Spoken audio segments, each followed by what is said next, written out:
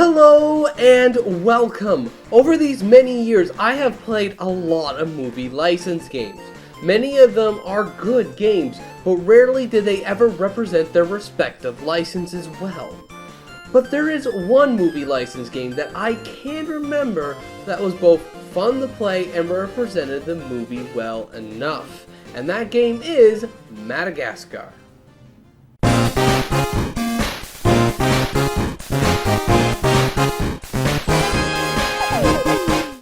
Check out our games from us at 16-Bit Games, like Robotipede. It's a fast-paced top-down shooter with easy-to-learn controls, and it's available for free from the Apple App Store, Google Play, and the Amazon App Store.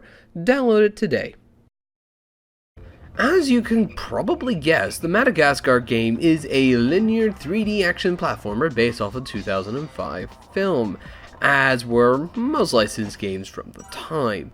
Here you'll find your typical tropes from 3D platformers like running, jumping, attacking enemies which only appear in the game, and so on and so forth. Really, if you played any 3D action platformer in the past few decades, then you'll probably understand how to not just play this game, but probably master it. But despite how samey Madagascar is when compared to other 3D platformers, the game does a lot of unique things. For starters, there's tons of mini-games just hidden throughout the entire game. And I'm not just talking about those mini-games that they shove in just to pad out a level, though they are here too. What I'm talking about is the various arcade games that are hidden throughout the first 3 New York levels. You have additional mini-games scattered throughout the world which need to be unlocked by collecting coins and purchasing them through an in-game store.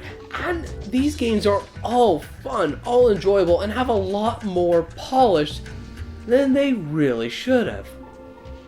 On top of that, all 4 characters are playable. Everyone's unique in their own way, and you got that one level, which in my view is the best level, with the penguins taking over the tanker.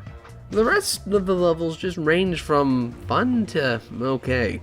Some levels have unique gimmicks, while others are just basic. And don't get me wrong, they are fun to play and have unique elements in them, but overall there really isn't a lot here that sticks out from other games from the genre. What does stick out is the music. It's very different from the Hans Zimmer score from the movie, but it fits the word well. Probably gonna butcher the last name, but Michael Wadmacher did a fantastic job with the music, as it gives a lot of life to these worlds. The game itself does look great too. Its world is lush and very colorful, especially from the time, and the player models look pretty good too, especially for a PS2 game. I just wish they'd stop staring into my soul and blink every once in a while. As a note for future game developers, even if you don't think your game needs a world map because it's a linear game, SpongeBob SquarePants movie, try adding a map like the one from Madagascar in it. Not only does it show you the level and how to progress through the game, but it also makes each level feel connected, even if they don't look like they do in the game. Sure, it's clunky, and having a menu backup, like in the pause menu in SpongeBob, would be nice, but it's also nice to see your goals and see how much further you have to go in the game.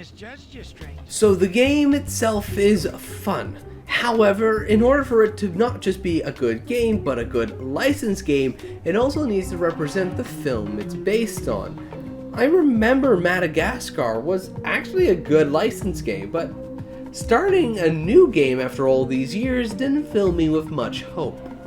The game starts off good with a clip from the movie, but where the movie zigs, the game zags and starts doing its own thing, and that's a theme with the entire game. The game has a whole new cast of voice actors for everyone, and it feels pretty obvious once they start talking.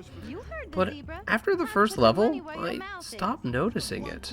And I don't know who to give credit for it. Either it's the excellent writing or it's the brilliant voice work, but I started to believe that most of these dead-eyed puppets were the same animals from the movie. I didn't really even notice that the plot was meandering away from the movie's plot at times. I was just enjoying the time that I had with these characters, and the more time that you get with them, because the game can take more time. And honestly, I think that's what a lot of movie games fail to do. Some games are so focused on bringing the world into the game that they forget about why we enjoy that movie in the first place. I watched Madagascar not because of the specific setting or the sequence of events that take place in it, but because of the characters and how they reacted to the generalized setting and rough events from the movie. All Toys for Bob really needed to do was to get those characters spot on and the settings that they are in close enough, and I would believe that this game was Madagascar, just in game form. And the true test of that is seeing if the game would work without the license, and in my view, I don't think that the Madagascar game would work without the Madagascar license. So, is Madagascar the game worth getting today? Well, Madagascar really isn't the greatest character-driven 3D platformer out there. But as a licensed game, it is a perfect case study for how to make a good licensed video game while not being perfect to the source material. This game really is all about the characters and how they interact with their world and really each other, just like the movie. And this game pulls this off with style. But still, the game isn't the best the PlayStation 2 has to offer, even for licensed games. But it's also not the worst that I've played. So, if you like the movie, you'll definitely enjoy the game. And if you don't like the movie, well, the game won't hurt, but you can absolutely pass it. But anyways, thank you ever so much for watching. I hope you have a good day, and as always, take care.